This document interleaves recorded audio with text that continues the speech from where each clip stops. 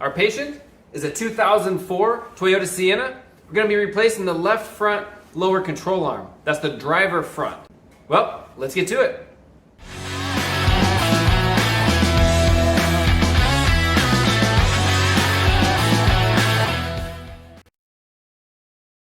So first thing we're going to do is separate the ball joint from the knuckle. The new control arm comes with a new ball joint, so we won't need this one. A pair of side cutters works really good getting cotter pins out. All right. And now I want to put a 19 millimeter wrench on that ball joint.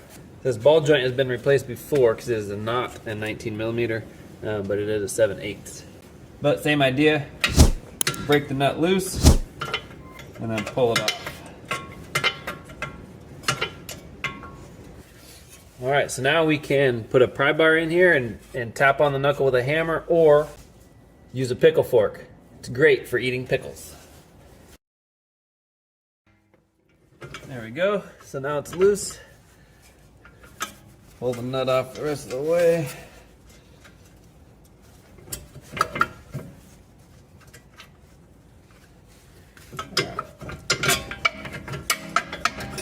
And that's all we need for now, just loose there. Now on this side we'll want to remove this nut. It's a 19 millimeter on both sides, the bolt and the nut. Now we'll want to remove the transmission mount. It's a 19 millimeter up top here, and then you have 3 bolts underneath that are 17 millimeter. The 17 millimeter underneath is this one here, one in this hole, and then one in that hole.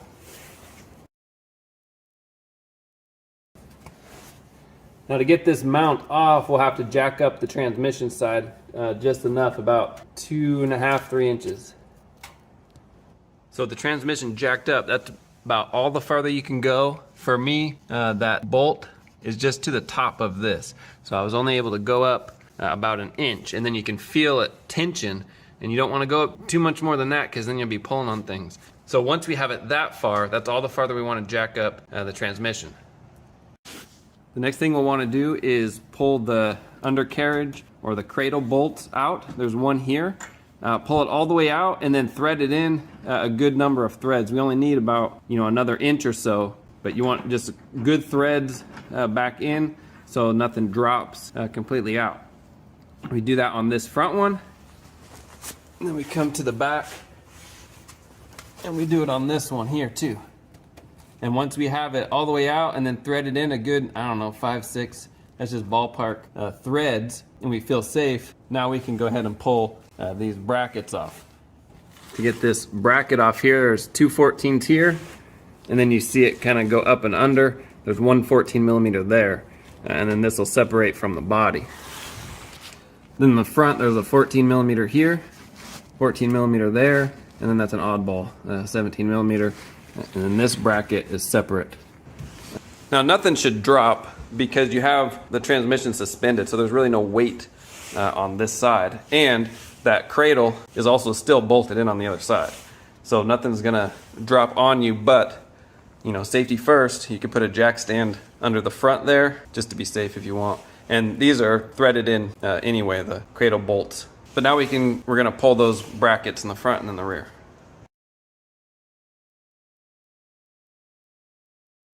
So that's loose. We'll go do the rear one.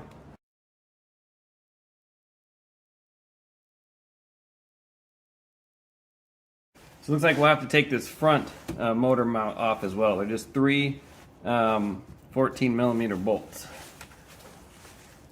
And that's just separating the carriage from the motor mount.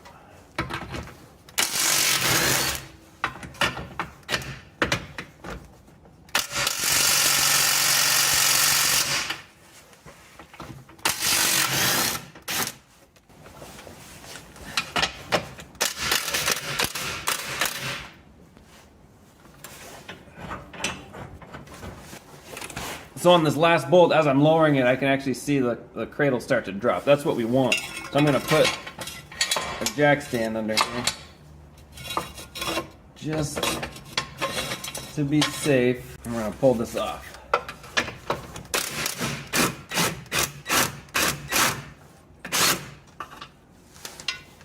Okay, perfect.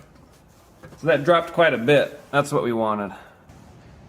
So now you can see how much it dropped by removing what we did on the cradle, just backing those loose, that one loose, and then the front motor mount gave us a lot of room. So now we're gonna put a board on the transmission pan so we don't dent it. We're gonna get a pry bar right in here and just to pry this down just enough, and we could snake this out and this motor mount will come out.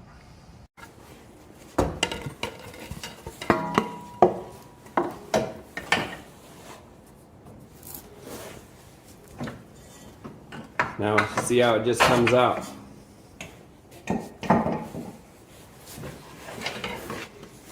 So now the hard part is really done.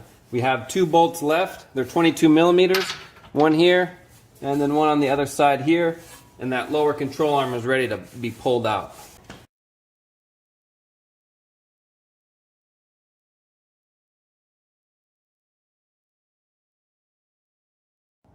Kind of silly, but after all that sweet maneuvering and mechanic work, the ball joint won't clear the dust boot for the brakes. So I am gonna have to, at least on mine, I'm gonna have to take off the ball joint separate. So they're 18 millimeter and a 17, again on mine. If you run into the same issue, then that's what you gotta do. All right, with your new control arm, just line it up. Make sure that it's gonna be the same. The ball joint, if you have a grease fitting, I like to grease mine before putting it in. It's just easier off the car, but it doesn't matter either way. Just make sure that you do grease it. This right here, if yours comes with this, just take it off. It's just to protect the boot for transportation. Make sure you take that off before installation. This here needs to come off and put on the new one. What else? Oh, and this is why we were replacing it. We had some torn bushing all the way around. So on the car side, just move any dirt, debris that may sit in between the control arm and the cradle there. So, but other than that, there's really not much to do on the car side. So now we're ready to slap in the new one.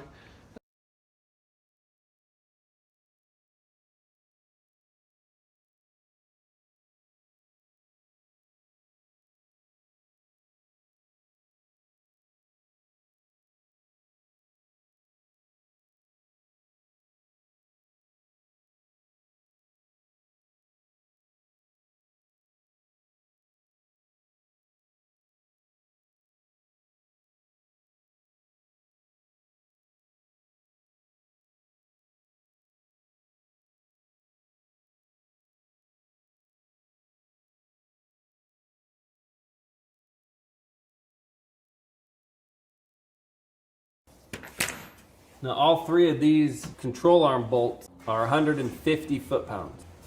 And we don't have to have the suspension loaded or anything before we torque them down. We can torque them down in the air just like this. Now we can put our transmission mount in.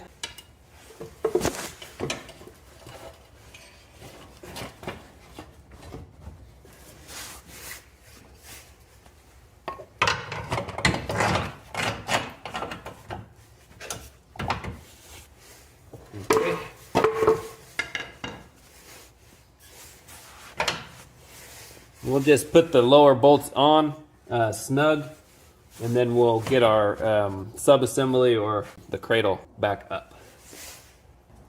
So how we're gonna suck the subframe back up. First, just make sure your motor mount still lines up in its holes, and then we're gonna come to this corner and suck it in all the way, and then come to that back one, suck it up all the way, tighten our motor mount, and then we'll back this corner out all the way. I called the dealer, they said it's 65 foot-pounds plus Loctite. So that's how we're gonna do it. We're gonna suck it all up first, and then pull one out, Loctite it, put it back in, pull the other one out, Loctite it, put it back in. Before we do that, we're gonna put our, make sure our bracket goes back where it's supposed to, and just put those bolts back in. just snug, so when we suck this back up, this is all lined up and ready to go.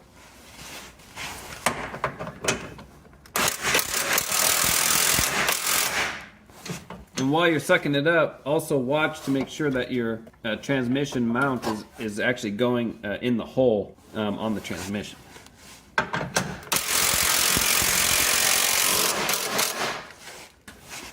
Now I'll go just the motor mount real quick. Since I'm right here, I'll go ahead and tighten that up. In this front motor mount, these are 65 foot-pounds.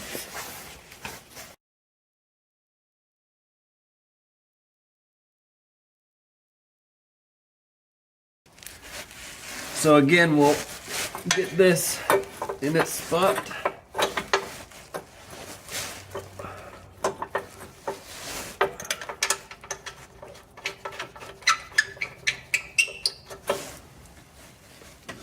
This up.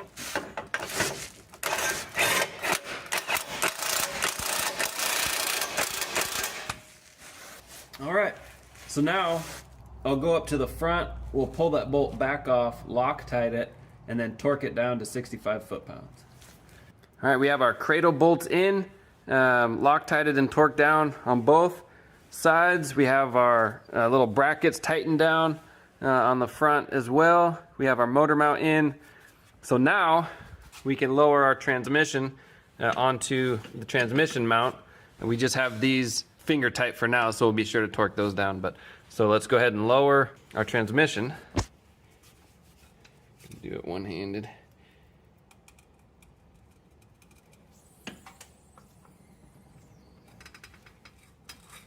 All right. Sweet. Now we can put that bolt back in, and let me get the torque specs for these. So all of these bolts are torqued to 65 foot-pounds. All right, last thing we have is the ball joint. If you took yours off of the control arm like I did, these are 94 foot-pounds each on these three, and then that top bolt is 90 foot-pounds with a new cotter pin.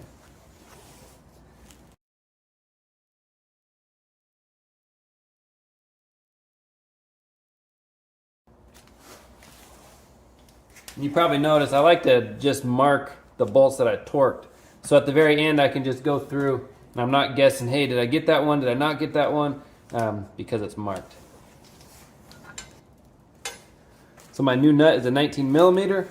This is just something that I've used for Toyota. I made it, I don't know if you can see, let me see, where's my camera? Right there. If you can see it, but I just ground down the box end of it. So now it fits right in between the CV axle and that ball joint nut, and it fits right in there, so I can get a box end on it instead of just the open end. All right, we'll throw on our cotter pin and put our tire back on, and we are done. I recommend taking it to the alignment shop just to be sure everything is still kosher. Well, there you go. That's how you can replace a lower control arm on one of these vans.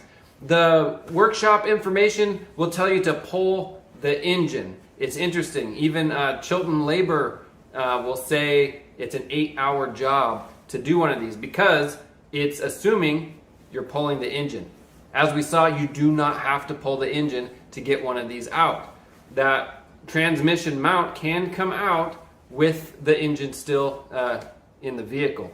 You just have to jack the transmission up a little and then lower that subframe or that cradle down just a little, and it'll come right out. Again, like I said, this is an 8-hour job according to the book. We did it with filming in just about 2 hours. So it's doable. If you're a DIY, you're gonna save a buttload of money. If you are a mechanic and you're like, why is it telling me to do this? Well, maybe you are able to watch this video and see a workaround. Well, anyway, there you go. Really not that bad of a job. You just have to be comfortable, with this kind of work. So watch it all the way through. If you feel, yeah, I can do it, awesome. If you feel like, oh, I don't know, maybe it's a little out of my league, well, then maybe you should take it to a shop and have them do it. All right.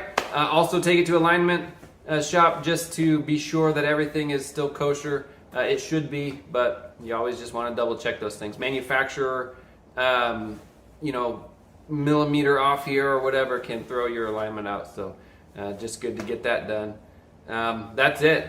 Thanks for watching. Like, subscribe. See you on the next one.